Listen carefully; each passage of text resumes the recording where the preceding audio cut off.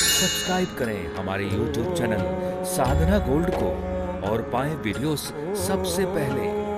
Bell icon दबाना ना भूलें। कश्यप जी महाराज के 13 पत्नियां हैं।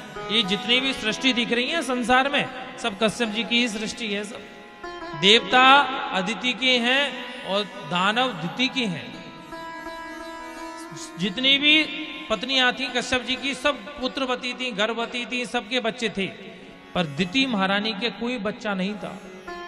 एक दिन सायंकाल बहुत धूली बेला का समय था, दोनों समय जब मिल रहे थे तो दिति महारानी ने आके कश्यप जी से कहा, देव आपको प्रणाम करती हूँ, देवी अखंड सौभाग्यवती भव। क्या हुआ? बोले मैं बस यही निवेदन करना चाहती हूँ, मेरी 12 जितनी भी बहन हैं सब पुत्रवती हैं, सबकी गोद भरी हुई है, पर दासी अभी तक इस सुख से वंचित है। क्या दासी की गोद भी नहीं भरेगी? दासी भी इस सुख का आनंद नहीं लेगी? कभी मां नहीं बनूंगी मैं? कश्यप जी ने कहा, देवी जरूर बनोगी, ठाकुर कृपा करेंगे, पर यह समय उचित नहीं है, क्योंकि जब दोनों समय मिले उस समय 4 काम नहीं करना चाहिए। चत्वारि कर्माणि भजन्ते आहारम में तुनम निद्राम स्वाध्यायम तप आर्जवम। आहार जब दोनों समय मिले, गौ धोवन का समय जो होता है ना, गाय धोने जाते हैं, उस समय 4 काम नहीं करने चाहिए। आहार माने भोजन, भोजन नहीं करना चाहिए।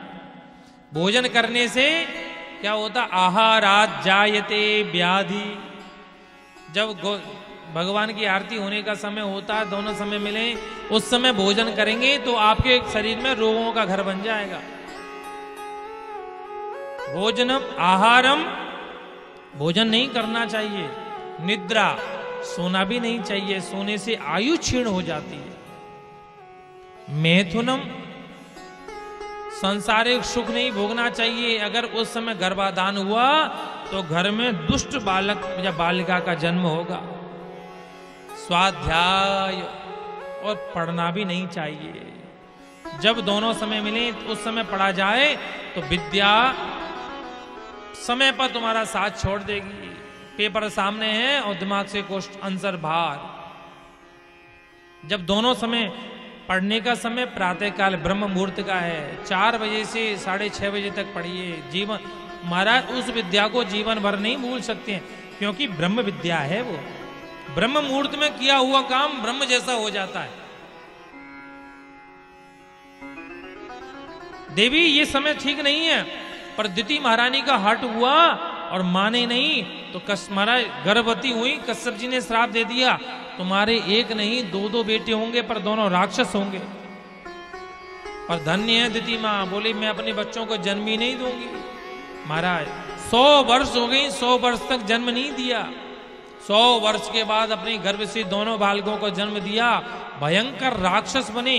एक बड़े का नाम हिरण्याक्ष, दूसरे का नाम हिरण्यकश्यपु। स्वर्ग पर चढ़ाई कर दी, स्वर्ग को आधिपत्य ले लिया, और ये हिरण्याक्ष पृथ्वी को अपनी बापोती समझ के और रसातल में ले जाकर छुपा दी इसने।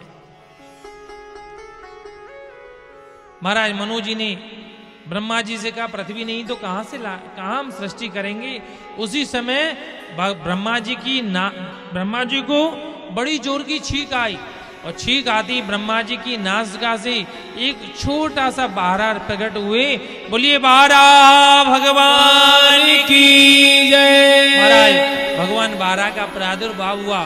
देखते देखते देखते विराट बन गए। सब लोगों ने, देवों ने प्रार्थना की, स्तुति की, जय हो, जय जय देव हरे, जय जय देव हरे। अद्भुत स्तुति की भगवान बारह की।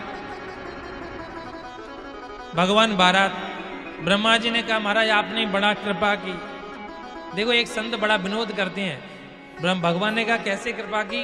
बोले आप किसी के ऊपर कृपा करो ना करो, पर दास के ऊपर तो बड़ी कृपा की। क्यों? क्योंकि आप नासिका से निकले छोटे मच्छर जैसे, और आप बाहर बन गए विराट।